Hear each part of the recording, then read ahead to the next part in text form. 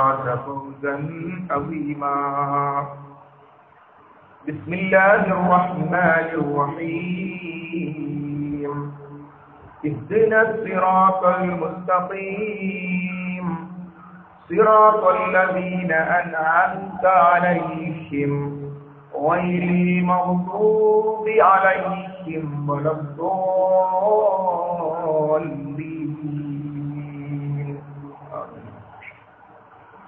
റബ്ബ് സുബ്ഹാനഹു വ തആലയുടെ നിയമനിർദ്ദേശങ്ങൾ ജീവിതത്തിന്റെ മുഴുവൻ മേഖലകളിലും പുലർത്തി പാലിച്ച് ജീവിക്കണമെന്ന് നമ്മെ ഏവരെയും ഓർമ്മപ്പെടുത്തുകയാണ്, വസിയ്യത്ത് ചെയ്യുകയാണ്.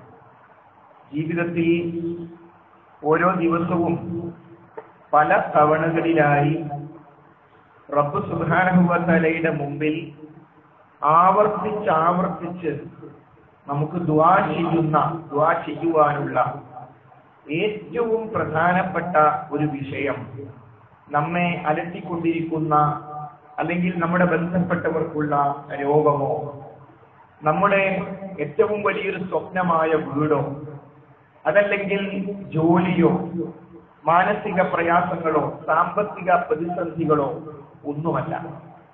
മറിച്ച് ഒരു സത്യവിശ്വാസിയെ സംബന്ധിച്ചിടത്തോളം നിന്റെ ഏറ്റവും വലിയ ആവശ്യമെന്ത് എന്ന് ചോദിച്ചാൽ ഒരു സത്യവിശ്വാസിക്ക് ഒരു ഉത്തരം മാത്രമേ ഉള്ളൂ. സൂറത്തുൽ ഫാത്തിഹയിൽ, വിശുദ്ധ ഖുർആനിലെ ഏറ്റവും മഹത്തായ അധ്യായം, ഇൻജീലിലോ തൗറാത്തിലോ ഒന്നും അതുപോലെയുള്ള ഒരു അധ്യായം വന്നിട്ടില്ല എന്ന് നബി കരീം സ്വല്ലല്ലാഹു അലൈഹി വസല്ലം പരിചയപ്പെടുത്തിയ സൂറത്തുൽ ഫാത്തിഹ, സൂറത്തുൽ മുനാജാത്ത്, അഭിമുഖ സംഭാഷണത്തിന്റെ അധ്യായം എന്നും അതിന് പേരുണ്ട്. ഇയ്യാക നഅ്ബുദു വ ഇയ്യാക നസ്തഈൻ, നിന്നെ മാത്രം ഞങ്ങൾ ആരാധിക്കുകയും നിന്നോട് മാത്രം ഞങ്ങൾ സഹായം തേടുകയും ചെയ്യുന്നു എന്ന് ഒരു സത്യവിശ്വാസി പറയുമ്പോൾ അല്ലാഹു സുബ്ഹാനഹു വ തആല മറുപടി പറയും എന്ന് റസൂലുള്ളാഹി സ്വല്ലല്ലാഹു അലൈഹി വസല്ലം പഠിപ്പിക്കുന്നു, അത് ഞാനും എന്റെ അടിമയും തമ്മിലുള്ള കാര്യമാണ്. എന്റെ അടിമ അവൻ ആവശ്യമുള്ളത് ചോദിച്ചു കൊള്ളട്ടെ. ഇതെപ്പോഴാ പറയുന്നത്? ഈ ലോകത്ത് ഒരു മനുഷ്യൻ നിർവഹിക്കേണ്ടുന്ന ഏറ്റവും വലിയ നന്ദി, അതിൽ റബ്ബേ ഞാൻ ഒരു തകരാറും വരുത്തില്ല. ഇബാദത്തുമായി ബന്ധപ്പെട്ട എല്ലാ കാര്യങ്ങളും, അത് പ്രാർത്ഥനയാകട്ടെ, നേർച്ചയാകട്ടെ, വഴിപാടാകട്ടെ, സത്യം ചെയ്യലാകട്ടെ, ആ കാര്യം ഒരു സൃഷ്ടിക്കും ഞാൻ കൊടുക്കില്ല, അതിന് നിനക്ക് മാത്രം. അതേപോലെ തന്നെ ഇസ്തിഗാസ, നിന്നോട് മാത്രം ചെയ്യേണ്ട ആ സഹായം തേടൽ, ദുആ തന്നെ, അത് നിനക്ക് മാത്രം എന്ന് ഒരാൾ പറയുമ്പോൾ ആ പറയുന്നതിൽ അവൻ ആത്മാർത്ഥതയുണ്ടോ, അതവൻ പാലിക്കുന്നുണ്ടോ, ഇതൊന്നും ലോകത്ത് മറ്റൊരു സൃഷ്ടിക്ക് അറിയാൻ സാധ്യമല്ല. മറിച്ച് അവനാകുന്ന സൃഷ്ടിക്കും സൃഷ്ടാവായ റബ്ബ് സുബ്ഹാനഹു വ തആലയ്ക്ക് മാത്രമേ അറിയുകയുള്ളൂ. അതുകൊണ്ട് ആ ഒരു പ്രതിജ്ഞ നിർവഹിക്കുമ്പോൾ അല്ലാഹു സുബ്ഹാനഹു വ തആല പറയും, അത് ഞാനും എന്റെ അടിമയും തമ്മിലുള്ള കാര്യമാണ്. എന്റെ അടിമ അവൻ ആവശ്യമുള്ളത് ചോദിച്ചു കൊള്ളട്ടെ. അപ്പോൾ ഈ ലോകത്ത് എന്റെയും നിങ്ങളുടെയും ഏറ്റവും വലിയ ആവശ്യം നമ്മൾ പറയുന്നു. ഏതാണ് ആവശ്യം? റബ്ബേ, എനിക്ക് ഹിദായത്ത് തരണം. മരണത്തോടെ നല്ല ഒരു ഖബർ ജീവിതം കിട്ടുന്ന ശേഷം ഒരു എളുപ്പമുള്ള വിചാരണ ലഭിക്കുന്ന, സിറാത്ത് പാലത്തിലൂടെ എളുപ്പത്തിൽ കടന്നു പോകുന്ന, നിത്യ സ്വർഗം എനിക്ക് ലഭിക്കുന്ന, അതിന് കാരണമായി തീരുന്ന ഹിദായത്ത്, ഇഹ്ദിന സിറാത്തൽ മുസ്തഖീം, നേരായ ചൊവ്വായ പാതയിൽ നീ ഞങ്ങളെ വഴി നടത്തേണമേ. ഇതാണ് സൂറത്തുൽ ഫാത്തിഹയിലെ ദുആ. സൂറത്തുൽ ദുആ, ദുആഇന്റെ അധ്യായം എന്നതിന് പേര് വരാനുള്ള കാരണവും ഈ ദുആയാണ്. അതിനുശേഷം ആ മാർഗം ഏതാണെന്ന് അല്ലാഹു വിശദീകരിക്കുന്നു. നേരായ ചൊവ്വായ പാതയിൽ നീ ഞങ്ങളെ വഴി നടത്തണം. ഏതാണ് ആ പാത? സിറാത്തല്ലദീന അൻഅംത അലൈഹിം, നീ അനുഗ്രഹിച്ചവരുടെ മാർഗം. സിറാത്ത് ഒരു പാത, അല്ലദീന അൻഅംത അലൈഹിം, നീ അനുഗ്രഹിച്ച ഒരു വിഭാഗം, അവരുടെ മാർഗത്തിൽ ഞങ്ങളെ ചേർക്കണമേ. വിശുദ്ധ ഖുർആൻ തന്നെ വിശദീകരിച്ചു, മിനൻ നബിയ്യീന വസ്സുദ്ദീഖീന വശുഹദാഇ വസ്വാലിഹീൻ, അമ്പിയാക്കന്മാരുടെ, സുദ്ദീഖീങ്ങളുടെ, ശുഹദാക്കളുടെ, സ്വാലിഹീങ്ങളുടെ മാർഗം. അവരൊക്കെ പോയ ഒരു മാർഗമുണ്ട്. അവരെ വിളിച്ച് പ്രാർത്ഥിക്കലല്ല, അവർക്ക് നേർച്ച കൊടുക്കലല്ല, അവരെ ആരാധിക്കലല്ല, അവരുടെ രൂപമുണ്ടാക്കി വെക്കലല്ല, അവരുടെ കബറ് കെട്ടിപ്പൊന്തിക്കലുമല്ല. അവരുടെ മാർഗം, അവരൊരു മാർഗത്തിലൂടെയാണ് പോയത്. അമ്പിയാവ് പോയൊരു മാർഗമുണ്ട്, ഔലിയാവും സ്വാലിഹീങ്ങളും ശുഹദാക്കളും പോയൊരു മാർഗമുണ്ട്. ആ മാർഗത്തിൽ ചേർക്കണമേ. ആ മാർഗത്തിൽ ചേർന്നാൽ അവരോടൊപ്പം എത്തിച്ചേരും. അവർ പോയ ഒരു മാർഗമുണ്ട്. ആ മാർഗത്തിലൂടെ നമ്മൾ പോയാൽ അവരെത്തിയിടത്ത് നമ്മളും എത്തും, അവരെത്തുന്നിടത്ത് നമ്മളും എത്തും. അതാണ് അപ്പോ കാര്യം മാത്രം എടുത്താൽ അബുൽ ബഷർ ആദം നബി അലൈഹിസ്സലാം വിഷമങ്ങളും പ്രയാസങ്ങളും പ്രതിസന്ധികളും ഉണ്ടായപ്പോ ആരോട് തേടി? റബ്ബ് സുബ്ഹാനഹു വ തആലയോട് തേടി. റബ്ബനാ ലലംനാ അൻഫുസനാ വഇൻ ലം തഗ്ഫിർ ലനാ വതർഹംനാ ലനകൂനന്ന മിനൽ ഖാസിരീൻ. റബ്ബനാ ആദ്യത്തെ ദുആ. പാരമ്പര്യം അതാണ്. മനുഷ്യകുലത്തിന്റെ തുടക്കത്തിൽ തന്നെ നമ്മുടെ ബാപ്പകാരണവന്മാരങ്ങ് അച്ചക്കെത്തിയാൽ ആദം നബി അലൈഹി ഇസ്ലാമിൽ എത്തും. ആദം നബി അലൈഹി ഇസ്ലാമിൽ ഒരു മുസീബത്ത് വന്നപ്പോ, ഒരു വിഷമം വന്നപ്പോ ആരോട് തേടി? അപ്പൊ ആ അംബിയാത്തിന്റെ മാർഗത്തിൽ ഇബ്രാഹിം നബി അലൈഹി ഇസ്ലാമിന് കുട്ടിയില്ലാത്ത പ്രയാസം വന്നപ്പോൾ റബ്ബി ഹബിലി മിനസ് സ്വാലിഹീൻ, റബ്ബേ സ്വാലിഹീങ്ങളിൽ നിന്ന് ഒരു സന്താനത്തെ നൽകണമേ. അവിടെയും റബ്ബിനോട് അവരുടെ മാർഗത്തിൽ ഞങ്ങളെ ചേർക്കണമേ. ആ ഇബാദത്തുമായി ബന്ധപ്പെട്ടും എല്ലാ കാര്യത്തിലും അംബിയാവിന്റെ മാതൃകയുണ്ട്. സുദ്ദീഖീങ്ങളുടെ ശുഹദാക്കളുടെ ആ മാർഗത്തിൽ ഞങ്ങളെ ചേർക്കണം. അവിടെയും തീർന്നില്ല. ഓയിരിൽ മഗ്ദൂബി അലൈഹിം വലദ്ദാല്ലീൻ. രണ്ട് മാർഗത്തിലല്ല. ഓയിരിൽ മഗ്ദൂബി അലൈഹിം, ഒരു വിഭാഗം ആളുകൾ അവരുടെ മേൽ നിന്റെ കോപം വിധേയമായിരിക്കുന്നു, അഥവാ നിന്റെ കോപത്തിന് വിധേയരായവരുടെ മാർഗത്തിൽ ചേർക്കരുതേ റബ്ബേ.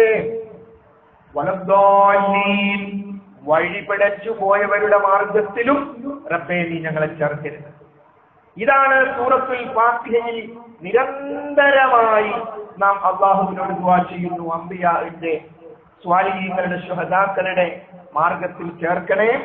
നിന്റെ കോപത്തിന് ദേഷ്യത്തിന് വിധേയരായവരുടെ മാർഗത്തിലും വഴിപിഴച്ചു പോയവരുടെ മാർഗത്തിലും റബ്ബേ നീ ഞങ്ങളെ ചേർക്കരുതേ എന്ന് അഹ്മദും അതേപോലെ തന്നെ തുർമുദിയും എല്ലാം റിപ്പോർട്ട് ചെയ്യുന്നത് നമുക്ക് കാണാം.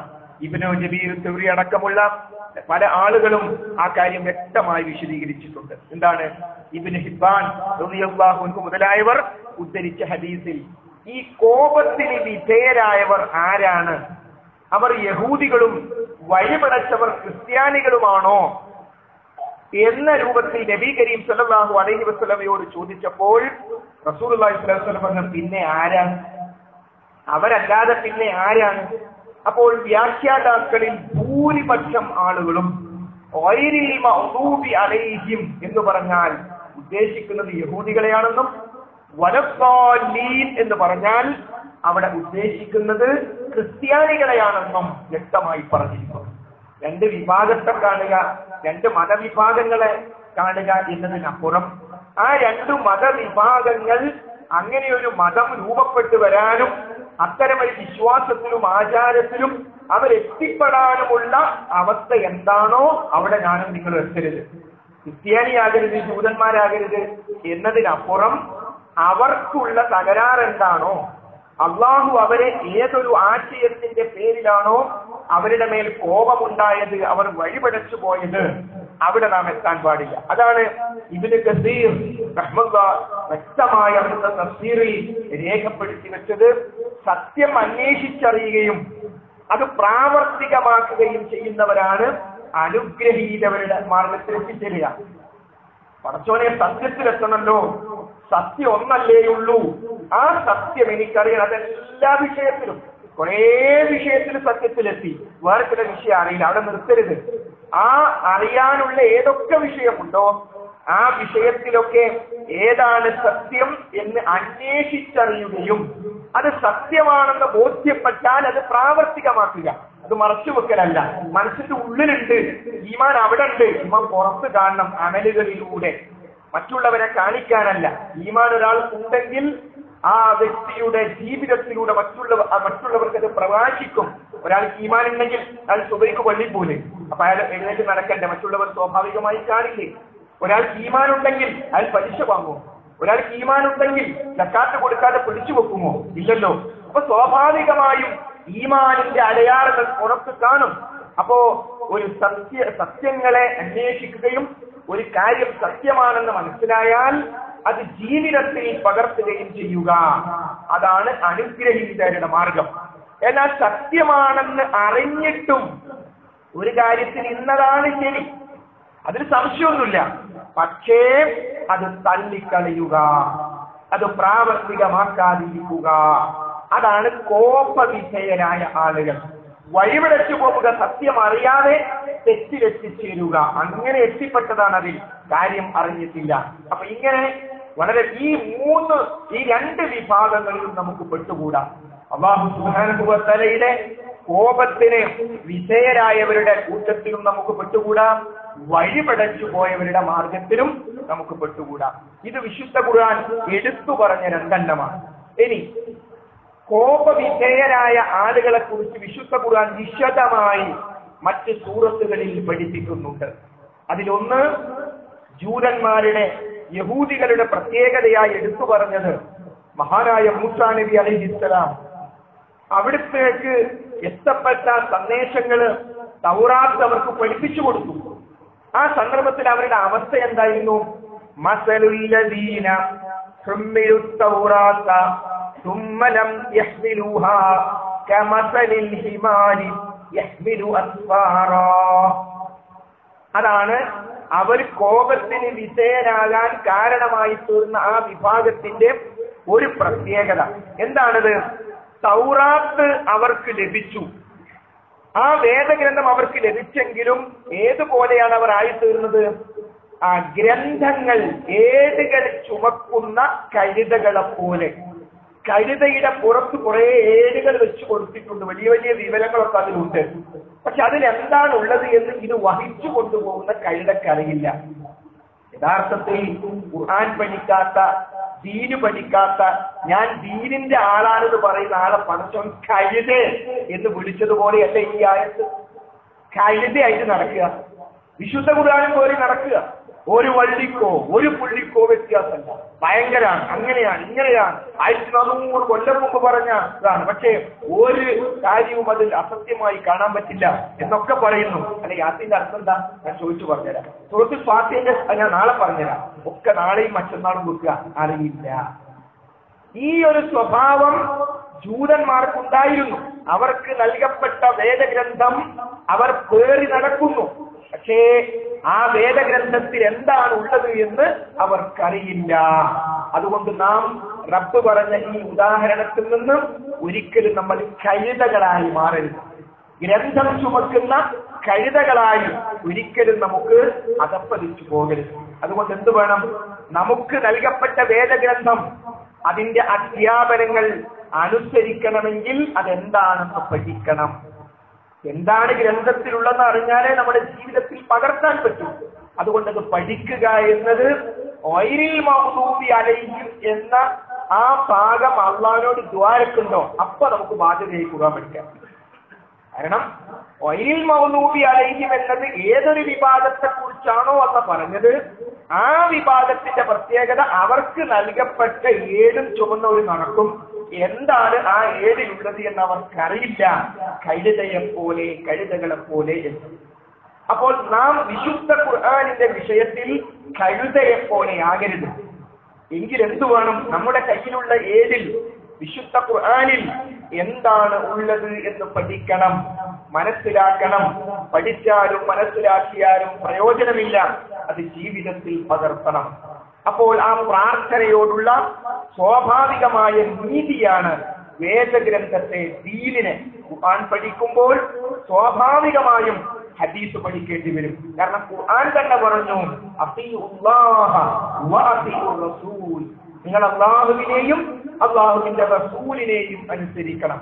റസൂലുള്ളാഹി സ്വല്ലല്ലാഹു അലൈഹി വസല്ലം കിതാബും ഇറക്കി, വൽ ഹിക്മത്തും ഇറക്കി.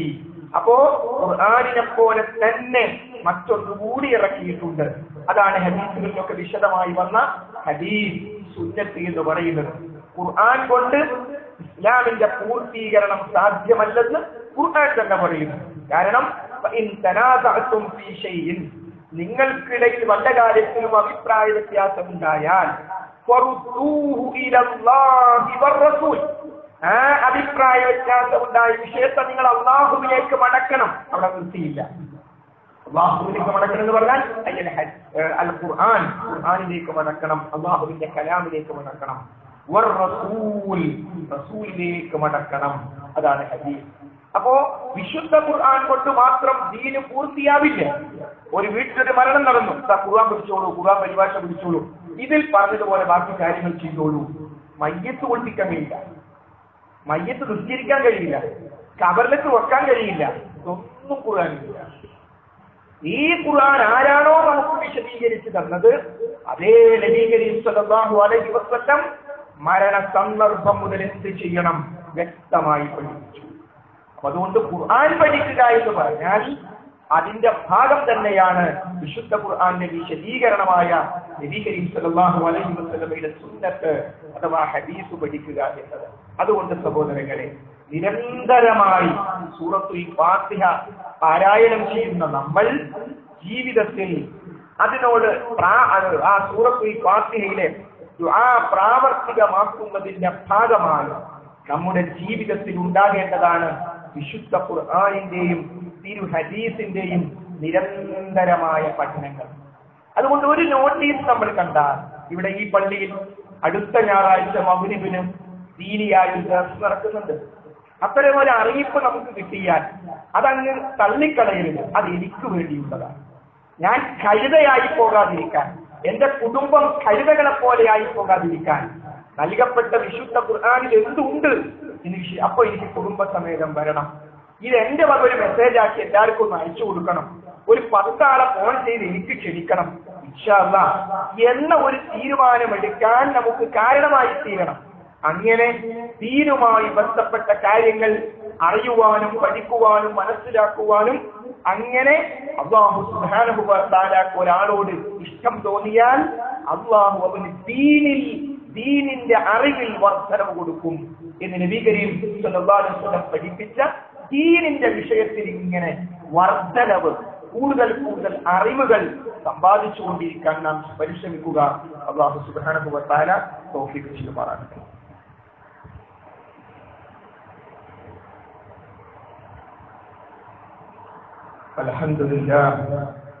അൽഹംദുലില്ലാഹി റബ്ബിൽ ആലമീൻ വസ്സലാത്തു വസ്സലാമു അലാ റസൂലിഹിൽ അമീൻ വഅലാ ആലിഹി വസ്സഹ്ബിഹി അജ്മഈൻ. അമ്മാ ബഅദ്.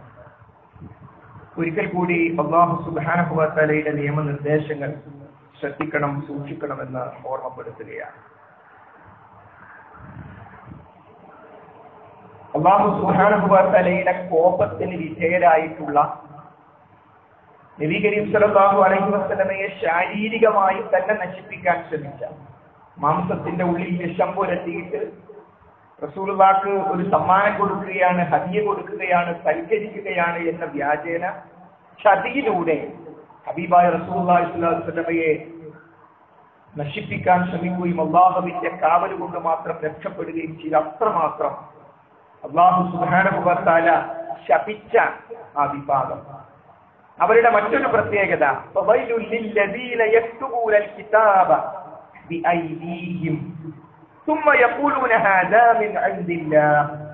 അവരുടെ പ്രത്യേകത, അവരുടെ കൈകൾ കൊണ്ട് അവർ ഗ്രന്ഥങ്ങൾ എഴുതിയുണ്ടാക്കും. എന്നിട്ട് അവർ പറയും ഇത് അല്ലാഹുവിങ്കൽ നിന്നുള്ളതാകുന്നു. ചുരുങ്ങിയ വിലക്ക് അത് വിൽക്കാൻ വേണ്ടിയിട്ടാണ്. ചെറിയ ചെറിയ ഭൗതിക താല്പര്യങ്ങൾക്ക് വേണ്ടി കുറച്ച് പൈസ ഉണ്ടാക്കണം, കുറച്ച് സൗകര്യങ്ങളൊക്കെ ഈ ലോകത്തുണ്ടാകണം. അങ്ങനെ ചെറിയ ചെറിയ കാര്യങ്ങൾക്ക് വേണ്ടി വലിയൊരു തെറ്റൊരു ചെയ്യും. അവർ കുറച്ച് സംഗതികളൊക്കെ എഴുതി ഉണ്ടാക്കിയിട്ട് ഇതൊക്കെ അള്ളാന്റേതാണെന്നോ അതൊക്കെ ദീനിന്റേതാണെന്ന് പറയും. ഇത് ജൂതന്മാർ അല്ലാഹു സുബ്ഹാനഹു വ തആല ശപിച്ച, പടച്ചോനെ എന്നെ അതിൽ പെടുത്തരുതേ, ഞങ്ങളതിൽ പെടുത്തരുതേ ഇന്ന് നിരന്തരമായി നാം ദുആ ചെയ്യുന്ന ആ ജൂത വിഭാഗത്തിന്റെ യഹൂദികളുടെ പ്രത്യേകതയാണ് അല്ലാഹുവിന്റെ പേരിൽ, ദീനിന്റെ പേരിൽ രചനകൾ നടത്തുക. അതാകട്ടെ അവരുടെ വകയാണ്. എന്നിട്ട് അല്ലാഹുവിലേക്ക്, ദീനിലേക്ക് ചേർത്ത് പറയുകയും ചെയ്യുക. നമ്മൾ അക്കാലഘട്ടത്തിലേക്ക് ഒന്നും പോകണ്ട. നമ്മുടെ ഇന്ന് ജീവിക്കുന്ന മുസ്ലിം സമൂഹത്തിൽ ഇത്തരം സംഭവങ്ങളുണ്ടോ? ചില രചനകൾ, ചില കിതാബുകൾ നമുക്ക് കിട്ടുന്നു. ആ കിതാബൊക്കെ ബഹുമാനത്തോടുകൂടി ആദരവോടുകൂടി അത് കൈകാര്യം ചെയ്യണം. ഇത് ഇന്ന വെള്ളിയാഴ്ച ഇന്ന സമയത്ത് ഇത് ചെല്ലിയാൽ, ജീവിതത്തിൽ 3 പ്രാവശ്യത്തിൽ ചെല്ലിയാൽ, രാത്രി ചെല്ലിയാൽ എന്ന് പറഞ്ഞ് 6666 ആരെങ്കിലും 6666 നമ്പർ ഒന്ന് കിട്ടിയതാ.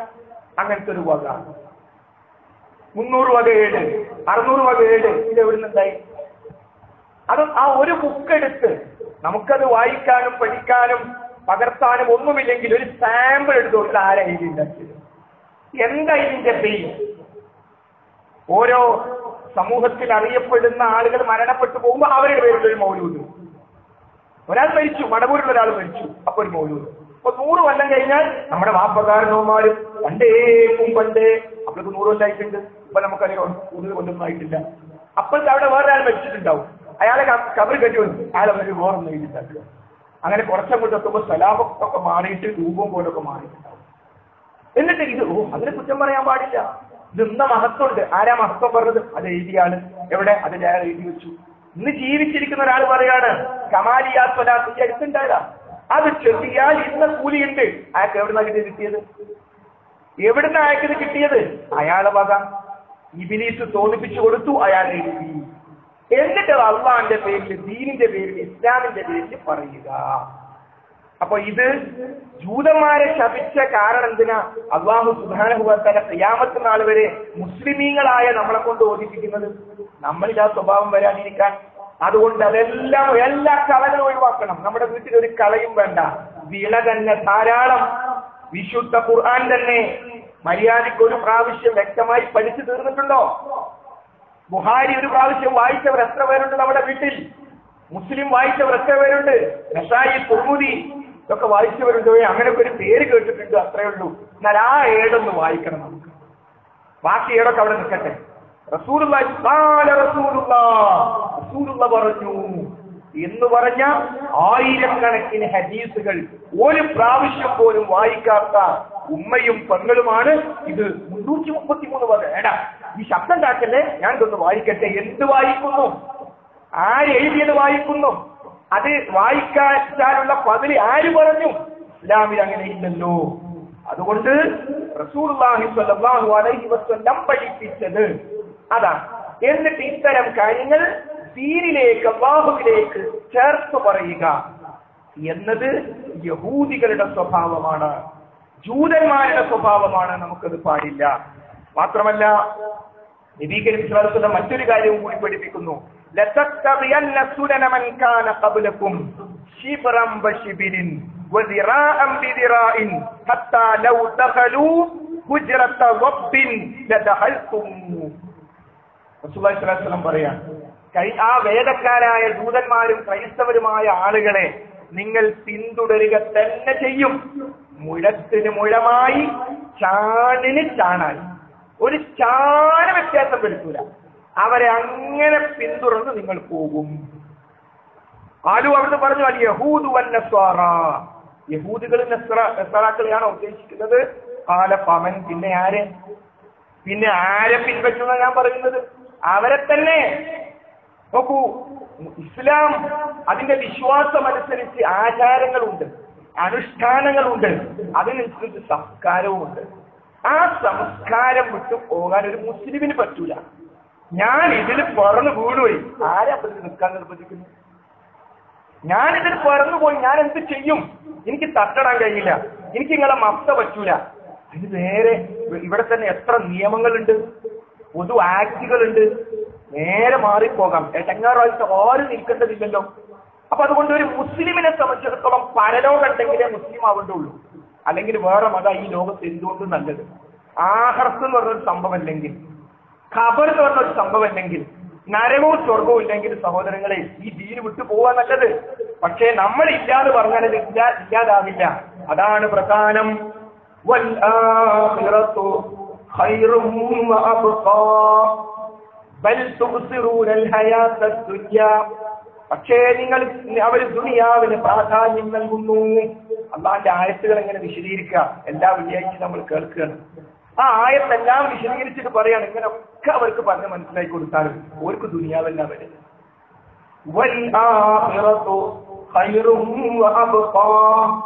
ആഖിറത്ത് എന്ന് പറയുന്നത്, മരണാനന്തര ജീവിതം എന്ന് പറയുന്നത് ഖൈറുൻ, അതാണ് ഉത്തമം, അതാണ് ശേഷിക്കുന്നത്, അതാണ് ബാക്കിയാകുന്നത്, മരണാനന്തര ജീവിതമാകുന്നു എന്ന്. അപ്പൊ അതുകൊണ്ട് ആ മരണാനന്തര ജീവിതത്തിൽ പോകുന്നുവെങ്കിൽ ഇസ്ലാമിക സംസ്കാരമുണ്ട്. എന്താ ഈ സംസ്കാരത്തിന്റെ മലയാളം? സംസ്കാരം സമം ജീവിത രീതി. ജീവിത രീതിക്കാണ് പച്ച മലയാളത്തിൽ സംസ്കാരം എന്ന് പറയാം. അപ്പൊ ഇസ്ലാമിന് ഒരു സംസ്കാരമുണ്ട്. ഒരു കുട്ടി ജനിച്ചാൽ ഇസ്ലാമിന് സംസ്കാരമുണ്ട്. ഒരു വീടുണ്ടാക്കുമ്പോൾ, വിവാഹം നടക്കുമ്പോൾ, ജീവിതത്തിന്റെ എല്ലാ മേഖലകളിലും ഇസ്ലാമിനൊരു ജീവിത രീതിയുണ്ട്. ആ ജീവിത രീതിയാണ് നാം പുലർത്തേണ്ടത്. എന്നാൽ നമ്മുടെ സമൂഹത്തിൽ നബി കരീം സല്ലല്ലാഹു അലൈഹി വസല്ലം പറഞ്ഞതുപോലെ ഏത് വിശ്വാസരംഗത്ത് പോലും കഴിഞ്ഞ ആഴ്ചയിൽ നമ്മൾ പറഞ്ഞല്ലോ, കണ്ണാടിപ്പറമ്പിൽ അശ്ഹദു അല്ലാ ഇലാഹ ഇല്ലല്ലാഹ് എന്ന് ബാങ്ക് കൊടുത്ത അത്തഹിയ്യാത്തിൽ അത് ആവർത്തിച്ചു പറഞ്ഞ ആളുകളാണ്. അത് കഴിഞ്ഞ് ആ ഷഹാദത്ത് ഇപ്പൊ തൽക്കാലം ഞങ്ങൾ ലംഘിക്കുകയാണ്, ഞങ്ങളുടെ ഇലാഹ് ഈ ക്ഷേത്രത്തിലെ ദേവൻ അല്ലെങ്കിൽ ദേവി കൂടിയാണ്, അവിടെ ഞങ്ങൾ ഒരു നേർച്ച കൊടുക്കുന്നു എന്ന് പറഞ്ഞ് പഞ്ചസാര അവിടെ കൊണ്ടു കൊടുത്തത്. ഇത് എവിടുന്ന് കിട്ടി? ഈ സംസ്കാരം എവിടുന്ന് കിട്ടി? ഇസ്ലാമിലുണ്ടോ? അപ്പൊ ഈ ആളുകൾ പറയുന്നതനുസരിച്ച് സൂറത്തുൽ കാഫിറൂൻ ഖുർആനിൽ വേണ്ട എന്നല്ലേ പറഞ്ഞത്? ഖുൽ യാ അയ്യുഹൽ കാഫിറൂൻ, ഏ സത്യനിഷേധികളെ, ലാ അഅ്ബുദു മാ തഅ്ബുദൂൻ, നിങ്ങൾ ആരാധിക്കുന്നതിനെ ഞാൻ ആരാധിക്കുന്നില്ല, ഞാൻ ആരാധിക്കുന്നതിനെ നിങ്ങളും ആരാധിക്കുന്നില്ല. ലക്കും ദീനുക്കും, നിങ്ങൾക്ക് നിങ്ങളുടെ മതം, വലിയ ദീൻ, എനിക്ക് എന്റെ മതം. ഈ സൂറത്ത് ഖുർആനിൽ വേണ്ട. ആ പോയ ആൾക്കാരുടെ അഭിപ്രായമല്ലേ? അവര് പച്ച മലയാളത്തിൽ വായ കൊണ്ട് സൂറത്തുൽ കാഫിറൂൻ ഖുർആൻ എടുത്തു മാറ്റണമെന്ന് പറഞ്ഞിട്ടില്ലെങ്കിലും അവരുടെ പ്രവർത്തനം എന്താ പുറത്തു പറയുന്നത്? റസൂലുള്ളാഹി അല്ലാഹു പറഞ്ഞിട്ടോ ഞങ്ങൾക്ക് കഴിയില്ല, ഞങ്ങൾ അവിടെയും പോയി ആരാധിക്കും, എന്നിട്ട് മതസൗഹാർദ്ദത്തിന് പേരും കൊടുക്കും. മടച്ചോനെ ആരാധിക്കും, ആ ക്ഷേത്രത്തിലുള്ളതിനെയും ആരാധിക്കും. ഇങ്ങനെ താണയിൽ മാണിക്യക്കാവ് ക്ഷേത്രം വെള്ളിയാഴ്ച ദിവസം മുസ്ലിം സ്ത്രീകൾ, തട്ടമിട്ട മുസ്ലിം സ്ത്രീകൾ, പെണ്ണുങ്ങൾ പള്ളിയിൽ പോയാൽ ആകാശം ഇടിഞ്ഞു പൊളിഞ്ഞ് വീഴുന്നതാകുന്നു, പെണ്ണുങ്ങൾ ക്ഷേത്രത്തിൽ പോയാൽ പ്രശ്നമില്ല. എന്നിട്ട് വെള്ളിയാഴ്ച ദിവസം സ്ത്രീകൾ ക്ഷേത്രത്തിൽ ഇങ്ങനെ കാണിക്ക വാങ്ങാനും അവിടുത്തെ ബറക്കത്ത് കിട്ടാനും ക്യൂ നിൽക്കുന്ന ഫോട്ടോ ദേശീയ പത്രങ്ങൾ റിപ്പോർട്ട് ചെയ്തു. ഒരു കുഴപ്പമില്ല. അടുത്ത മഹല്ലില് അടുത്ത ആഴ്ച ഇമാമിന് ഓതപഴകൂല, ഒരു പ്രശ്നമില്ല. എന്നാൽ അവിടെ തൗഹീദിന്റെ പ്രഭാഷണം നടന്നാൽ അടുത്ത ആഴ്ച മുമ്പ് ദേഷ്യം. അതാണ് പ്രശ്നം. അപ്പോ ഇങ്ങനെ പച്ചയായി ഒരു പ്രശ്നവുമില്ലാത്ത തരത്തിൽ ആരാധനകൾ പങ്കുവെക്കപ്പെടുന്നു. ഇസ്ലാമിൽ അങ്ങനെ ഇല്ല. ഇസ്ലാമിൽ മറ്റു മതസ്ഥരുടെ ആരാധ്യ വസ്തുക്കളെ കുറ്റം പറയരുത്, നിന്ദിക്കരുത്. വലത്തസുഖു, അന്യ മതസ്ഥരുടെ ആരാധ്യ വസ്തുക്കളെ നിങ്ങൾ നിന്ദിക്കരുത്, നിന്ദിച്ചാൽ കുറ്റം കിട്ടും. എന്നാൽ അതേ ഇസ്ലാമിൽ അന്യ മതസ്ഥരുടെ ആരാധ്യ വസ്തുക്കളെ ആരാധിക്കാനുണ്ടോ? ഇല്ല. അപ്പൊ ആ രംഗത്ത് വമ്പിച്ച് ബലി പെരുന്നാൾ വരുന്നു, ബലി പെരുന്നാൾ ഞങ്ങൾക്ക് നാളെ പെരുന്നാളാണ് എന്ന് വിചാരിച്ചിട്ട് ഇവിടുത്തെ ഹൈന്ദവ സഹോദരങ്ങൾ ബലിയെടുക്കാൻ വരുമോ? മാടിനിറക്കാൻ വരുമോ? ഞങ്ങൾ അറക്കൂല. കാരണം ഞങ്ങൾ ആരാധിക്കുന്നതാണ് ഈ പശുവിനെ, അതുകൊണ്ട് ഞങ്ങൾക്ക് അറക്കാൻ പറ്റില്ല. നിങ്ങൾ അറച്ചേ പറ്റൂ നമ്മൾ പറയില്ല. അവർ വില കൊടുത്തു വാങ്ങുന്നത് അവർക്ക് ആരാധിക്കാം, നമ്മൾ വില കൊടുത്തു വാങ്ങുന്നത് നമുക്ക് അറക്കുകയും ചെയ്യാം. അപ്പൊ അതുകൊണ്ട് അവർക്ക് വർഗീയവാദികളാണ്. ഇവിടുത്തെ ഹൈന്ദവരൊന്നും ബലി പെരുന്നാളിന് ഈ ഇറച്ചി തിന്നുന്നില്ല, ഈ ബലിയറക്കൽ പരിപാടിയിൽ പങ്കെടുക്കുന്നില്ല എന്ന് പറഞ്ഞാൽ വിവരമില്ലായ്മ എന്ത് പറയാൻ? അപ്പൊ അത് രണ്ട് വിശ്വാസങ്ങൾ തമ്മിൽ എങ്ങനെയാണ് യോജിക്കുക?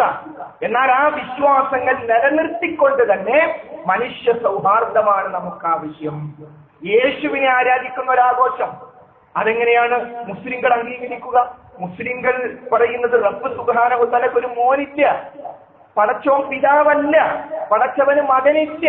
പടച്ചവന് മകനുണ്ട് എന്ന് പറഞ്ഞാൽ ആകാശ ഭൂമികൾ പൊട്ടിപ്പിളർമാറ് പടച്ചോന് ദേഷ്യമുള്ള കാര്യമാണ് അള്ളാഹു ഒരു മകനെ സ്വീകരിച്ചിരിക്കുന്നു എന്ന വാദം. അപ്പോൾ അതിനർത്ഥം ക്രൈസ്തവരോട് ദേഷ്യം പിടിക്കണമെന്ന അല്ല. നിങ്ങൾ ആരാധിക്കുന്ന ആ പ്രവാചകൻ ഞങ്ങളുടെ മഹാനായ പ്രവാചകനാണ്. ഞങ്ങള് ഈസയുടെ പേര് കേൾക്കുമ്പോൾ തന്നെ അലൈഹിസ്സലാം പടച്ചോനെ ആ പ്രവാചകന് നീ രക്ഷ കൊടുക്കണേന്നാ ഞങ്ങളുടെ പ്രാർത്ഥന. നിങ്ങളോ ആ പ്രവാചകനോട് രക്ഷ കൊടുക്കാൻ യോജിക്കുക. യേശുവെ രക്ഷിക്കണേ ഒരാൾ, ഈസാ നബിക്ക് രക്ഷ കൊടുക്കണേ പടച്ചോനെ അടുത്ത ആൾ. ഇതെങ്ങനെ യോജിക്കുക? ഒരാൾ ഈസാ നബി അലൈഹി ഇസ്ലാമിന് വേണ്ടി പടച്ചോനോട് തോടുന്നു, മറ്റൊരാൾ ഈസാ നബിയോട് നേരിട്ട് തോടുന്നു. ഇത് യോജിക്കില്ല, സ്വാഭാവികമല്ലേ?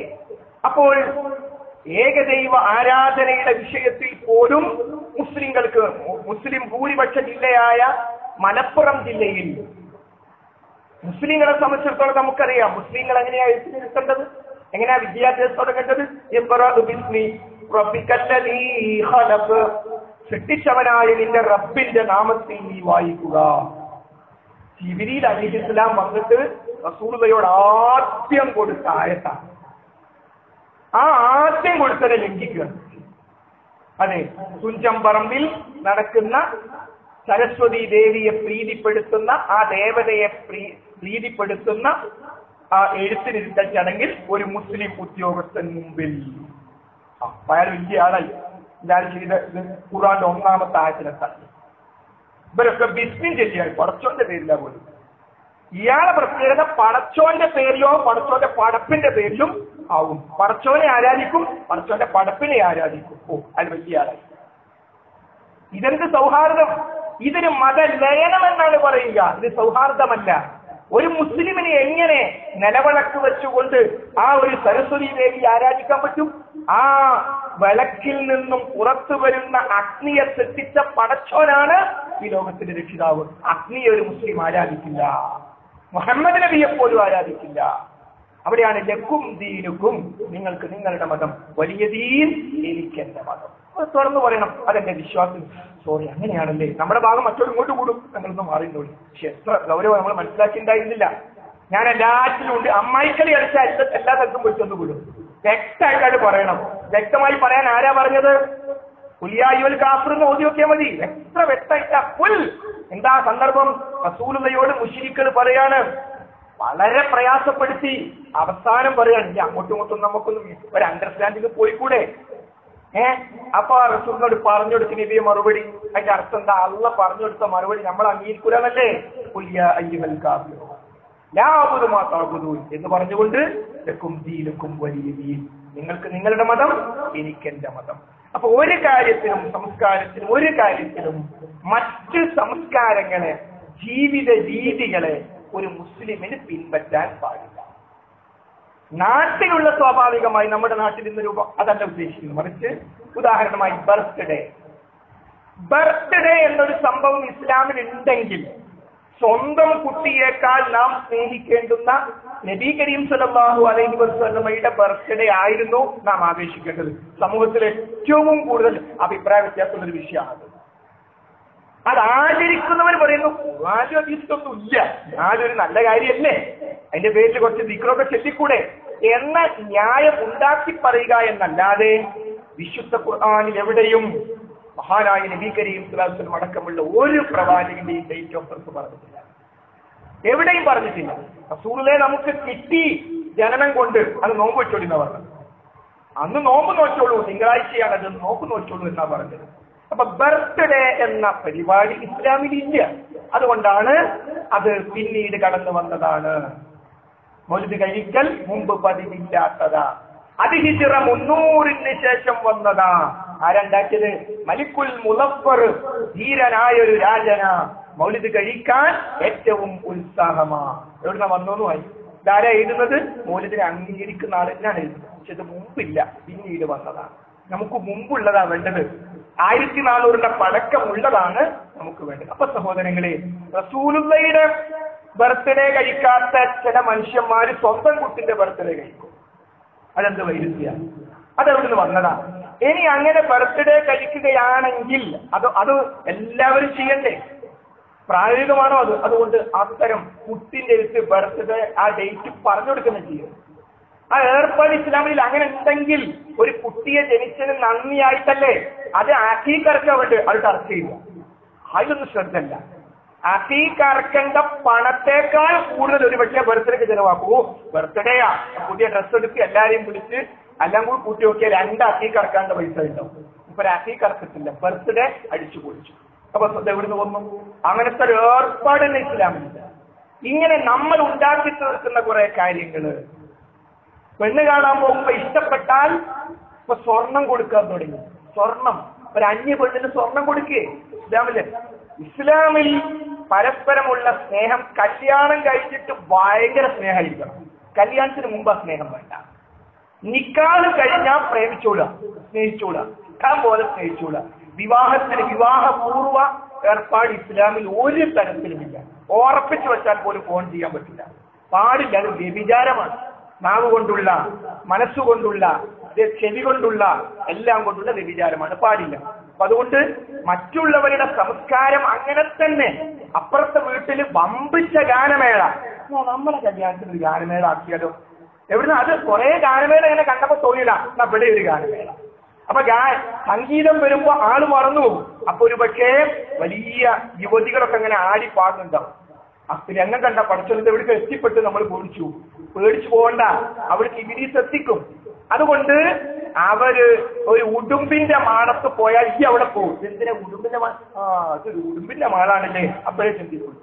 അങ്ങനെ പോവല്ലേ എന്ന് പറഞ്ഞാൽ അവനവന്റെ ദീൻ, പൂർണ്ണമായ പരിശുദ്ധ ഇസ്ലാം, സ്വർഗം നമുക്ക് കിട്ടാൻ കാരണമായി തീരുന്ന ആ ദീനിനെയാണ് നാം പിൻപറ്റേണ്ടത്. അവിടെയാണ് ഈ ലോകത്തും മരണാനന്തര ജീവിതത്തിലും നമുക്ക് സമാധാനം. സഹോദരന്മാരെ, സഹോദരിമാരെ, നമുക്കൊരാഗ്രഹം വേണം. നബി കരീം സ്വല്ലല്ലാഹു അലൈഹി വസല്ലമയുടെ സ്നേഹത്തെക്കുറിച്ച് പറയുന്നിടത്ത്, ഹുബ്ബിനെ കുറിച്ച് പറഞ്ഞിടത്ത് എടുത്തു പറഞ്ഞൊരു കാര്യമാണ് റസൂലുള്ളാഹി സ്വല്ലല്ലാഹു അലൈഹി വസല്ലമയോടൊപ്പം സ്വർഗത്തിലെത്താനുള്ള ആഗ്രഹം. പ്രാർത്ഥനയ്ക്ക് മുമ്പ് ആഗ്രഹം വേണം. നമ്മൾ ആഗ്രഹിക്കണം, പടച്ചോനെ ഒരു ദിവസം എത്ര പ്രാവശ്യമാണ് ഞാൻ ഹബീബിന്റെ പേര് പറയുന്നത്, എത്ര പ്രാവശ്യമാണ് ആ പേര് ഞാൻ കേൾക്കുന്നത്. സ്വന്തം ശരീരത്തെക്കാൾ നബി കരീം സല്ലല്ലാഹു അലൈഹി വസല്ലമയെ സ്നേഹിക്കാത്തവന്റെ ഈമാൻ പൂർണ്ണമല്ല. ലാ യുഅ്മിനു അഹദുക്കും, ഒരാളുടെ ഈമാൻ പൂർണ്ണമാകുകയില്ല. ഹത്താ അകൂന അഹബ്ബ ഇലൈഹി മിൻ വാലിദിഹി വവലദിഹി വന്നാസി അജ്മഈൻ. മാതാപിതാക്കളെക്കാൾ, മക്കളെക്കാൾ, ലോകത്തുള്ള മുഴുവൻ ജനങ്ങളെക്കാളും നബി കരീം സല്ലല്ലാഹു അലൈഹി വസല്ലം ഒരു വ്യക്തിക്ക് ഇഷ്ടപ്പെട്ടവനാകുന്നത് വരെ. അപ്പൊ നമ്മുടെ മനസ്സിലുണ്ടാകേണ്ട ഒരു ആഗ്രഹമാണ് റസൂലുള്ളാഹി സ്വല്ലല്ലാഹു അലൈഹി വസല്ലമയോടൊപ്പം സ്വർഗത്തിലെത്തണം. ആഗ്രഹം വന്നാൽ പ്രാർത്ഥന വരും. പ്രാർത്ഥന അന്വർത്ഥമായ ആണെങ്കിൽ അതിനനുസരിച്ചുള്ള ജീവിതവും വരും. ജീവിതം ഒരു ഭാഗത്തുകൂടി പോവുക, പ്രാർത്ഥന മറ്റൊരു ഭാഗത്തുകൂടിയാണ്. അപ്പോ റസൂലുള്ള പറഞ്ഞു എന്ന് പറഞ്ഞാൽ നിര്യാണിക്ക് മുകളിൽ ആ വസ്ത്രം ധരിക്കേണ്ടത്. അങ്ങനെയൊക്കെ കേട്ടിട്ടുണ്ട്. ഇതിന്റെ അർത്ഥം എന്താ? തൽക്കാലം എനിക്കത് കഴിയൂല, ഞാൻ ജൂൺ മാസത്തേക്ക് മോന് പാന്റ് അടിപ്പിക്കും, അത് നിങ്ങൾ ആ മുറിയൻ പാന്റ് ഒന്ന് എനിക്ക് ശരിയാവും എന്ന് പറഞ്ഞാൽ ഞാൻ അള്ളാന്റെ റസൂല് മുഹമ്മദ് നബിന്റെ ആ വസ്ത്രം അതൊന്നും എനിക്ക് പറ്റൂല കേട്ടോ. അടുത്ത പ്രാവശ്യം പള്ളി വിവരിച്ചു തന്നെ മുഹമ്മദ് റസൂലുള്ളാഹി അറിയിച്ചു. ഇമ്മാതിരി വർത്താനൊക്കെ അങ്ങാടിന്ന് പറഞ്ഞിട്ട് പള്ളി പോയിട്ട് പറയും അടുത്ത മഗ്‌രിബിന് അഷ്ഹദു അന്ന മുഹമ്മദ് റസൂലുള്ളാഹ്, റസൂൽ എന്റെ മാതൃകയാണ്. ഇപ്പുറത്ത് വന്ന് റസൂൽ നന്നായി ചീത്ത പറയും, നിങ്ങളെ മുറിയൻ പാന്റ് എന്റെ മോനെ അതിന് കിട്ടൂല എന്ന് ഇപ്പുറത്ത് പറയും. താടി വെച്ച് നടക്കുന്നുണ്ടല്ലേ. റസൂലുള്ളാഹി സ്വല്ലല്ലാഹു അലൈഹി വസല്ലമയുടെ മുഖത്ത് നീണ്ട താടി ഉണ്ടായിരുന്നു. നിനക്ക് വെക്കാൻ പറ്റിയെങ്കിൽ വെക്കണ്ട. എന്റെ താടിനെ പരിഹസിക്കുന്നത് എന്തിനാ പരിഹസിക്കുന്നത്? താടിയെ പരിഹസിച്ചാൽ ആ പരിഹാസം ചെന്ന് പതിക്കുന്നത് ഹബീബായ മുത്തു മുഹമ്മദ് മുസ്തഫ നബി കരീം സല്ലല്ലാഹു അലൈഹി വസല്ലം മുഖത്താണ്. വുദൂ ചെയ്യുമ്പോ താടിക്കടയിലുള്ള ചിക്കിലേക്ക് വെള്ളം കാഴ്ചണം. ഹബീബായ റസൂൽ പഠിപ്പിച്ചു, താടിക്കടയിലേക്കുള്ള ചിക്കിലേക്ക് വെള്ളം കാഴ്ചണമെങ്കിൽ താടി എത്ര ഉണ്ടാവും അവിടെ? അപ്പൊ നമ്മുടെ മനസ്സിൽ അങ്ങനൊന്നും നബി പറയേണ്ടിണ്ടായിരുന്നു. ഈമാൻ പോകുന്ന കാര്യമാണ്. കാരണം റസൂലുള്ളാഹി സ്വല്ലല്ലാഹു അലൈഹി വസല്ലം ഒരു കാര്യം വെറുതെ പറയുകയില്ല. വമാ യൻതിഖു അനിൽ ഹവാ ഇൻ ഹുവ ഇല്ലാ വഹയ്യുഹാ. നിങ്ങളുടെ സഹോദരൻ തന്നിഷ്ടപ്രകാരം സംസാരിക്കുന്നവനല്ല, വഹയിന്റെ അടിസ്ഥാനത്തിൽ. ഖുർആൻ വഹയാണ്, ഹദീസും വഹയാണ്. അതുകൊണ്ട് സഹോദരങ്ങളെ, ആഗ്രഹിക്കുക നമ്മുടെ ജീവിതം, എന്റെ വീട് അല്ലാഹുവിന്റെ റസൂൽ പഠിപ്പിച്ച വീടാകണം. എന്റെ മകളുടെ കല്യാണം, എന്റെ മകന്റെ കല്യാണം ഇസ്ലാം പഠിപ്പിച്ച രൂപത്തിലാകണം. മാന്യന്മാർക്ക് കയറി ഇറങ്ങിപ്പോകാൻ ഒരു പ്രയാസമില്ലാത്തൊരു കല്യാണം എന്റെ വീട്ടിൽ നടക്കേണ്ടത് എന്ന് നമ്മൾ ഉറപ്പിക്കുക. അപ്പൊ പടച്ചോന്റെ ബറക്കത്തും സഹായവും ഉണ്ടാകും. ഇനി ഇതൊക്കെ അങ്ങോട്ട് വിട്ട് എറിഞ്ഞത് കരുതുക. പക്ഷെ എന്നാൽ ഈ മരിക്കും, അതാ കുത്തുബേൽ അതൊന്നും എന്നെ കണ്ട് കഴിയില്ല. എന്നാൽ നിന്റെ പാവകരിക്കും മറിഞ്ഞു വീഴുവൻ. ആ മറിഞ്ഞു വീഴുമ്പോ മലക്ക് വരും. അടുത്തത് കബറിലക്ക. ഈ ആർക്ക് വേണ്ടി ആരെ പ്രീതിപ്പെടുത്താനാണോ ഇമ്മാതിരി നിന്റെ മനസ്സാക്ഷിയെ വഞ്ചിച്ചുകൊണ്ട് നീ തെറ്റൊക്കെ ചെയ്തത്, അതൊക്കെ അവിടെ നിൽക്കും. നീ കബറിൽ നിൽക്കും. ഓരോന്നിനും മറുപടി പറയേണ്ടി വരും. നമ്മൾ കുറെ ആൾക്കാരെ കബറിറക്കി പോകുന്ന മനുഷ്യന്മാരാ, അവരൊക്കെ കബറിലുണ്ട് ഇപ്പോഴും. അതുകൊണ്ട് സഹോദരങ്ങളെ, കബറിനെ മറന്ന്, മരണത്തെ മറന്ന്, പരലോകത്തെ മറന്ന് നമുക്ക് ജീവിച്ചുകൂടാ. അല്ലാഹു സുബ്ഹാനഹു വ തആല അവന്റെ യഥാർത്ഥ അടിയാറുകളിൽ നമ്മെ എല്ലാവരെയും ഉൾപ്പെടുത്തി അനുഗ്രഹിക്കുമാറാകട്ടെ. അല്ലാഹു സുബ്ഹാനഹു വ തആലയുടെ അമ്പിയാക്കന്മാരുടെയും ഔലിയാക്കന്മാരുടെയും സ്വാലിഹീങ്ങളുടെയും ശുഹദാക്കളുടെയും മാർഗത്തിൽ ഉൾപ്പെടാൻ അല്ലാഹു നമുക്ക് തൗഫീഖ് ചെയ്യുമാറാകട്ടെ. അല്ലാഹു സുബ്ഹാനഹു വ തആലയുടെ കോപത്തിന് വിധേയരാകുന്ന വഴിപിഴച്ചുപോയ ആളുകളുടെ ആ തെറ്റായ ജീവിത മാർഗത്തിൽ നിന്ന് രക്ഷപ്പെട്ട് അഹ്ലുസുന്നത്തി വൽ ജമാഅത്തിന്റെ യഥാർത്ഥ മാർഗം നെഞ്ചിലേറ്റാൻ തൗഫീഖ് അല്ലാഹു നമുക്ക് പ്രദാനം ചെയ്യുമാറാകട്ടെ. സന്തോഷത്തോടുകൂടിയുള്ള റഹ്മത്തിന്റെ മലക്കുകളുടെ അകമ്പടിയോടുകൂടി അവരുടെ സമാധാന വാക്കുകൾ കേട്ട് ഈ ലോകത്തോട് വിട പറയാനുള്ള മഹാഭാഗ്യം അല്ലാഹു നമുക്കെല്ലാം പ്രദാനം ചെയ്യുമാറാകട്ടെ. അല്ലാഹു ആവശ്യത്തിന് നമുക്ക് മഴ വർഷിപ്പിച്ച് തരുമാറാകട്ടെ. നമുക്ക് ലഭിച്ചുകൊണ്ടിരിക്കുന്ന മഴയിൽ അല്ലാഹു ബറക്കത്ത് പ്രദാനം ചെയ്യുമാറാകട്ടെ. മഴയാകുന്ന അനുഗ്രഹം വരുമ്പോൾ ശാപവാക്കുകൾ പറയുന്ന നന്ദി കെട്ടവരിൽ നിന്നും അല്ലാഹു നമ്മെ കാത്തുരക്ഷിക്കുമാറാകട്ടെ. നമ്മളിൽ രോഗം കൊണ്ട് കഷ്ടപ്പെടുന്ന ആളുകൾക്ക് അല്ലാഹു ശിഫ നൽകുമാറാകട്ടെ. മരണപ്പെട്ടു പോയ വിശ്വാസികൾക്ക് അല്ലാഹു മഗ്ഫിറത്തും മർഹമത്തും പ്രദാനം ചെയ്യുമാറാകട്ടെ. റസൂലുള്ളാഹിയോടൊപ്പം അല്ലാഹു നമ്മെ സ്വർഗ്ഗത്തിൽ പ്രവേശിപ്പിക്കുമാറാകട്ടെ. اللهم اغفر للمؤمنين والمؤمنات والمسلمين والمسلمات الأحياء منهم والأموات إنك مجيب الدعوات يا قاضي الحاجات. ربنا تقبل منا إنك أنت السميع العليم وتب علينا إنك أنت التواب الرحيم.